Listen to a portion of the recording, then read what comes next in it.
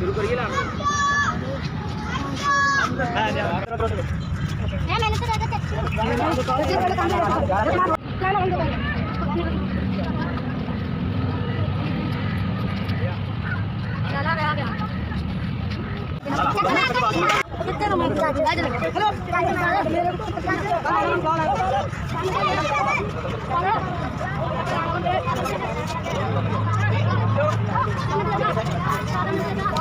बच्चों वास्ते जो रिज़्क भेजे अल्लाह तेरा कबूल करे।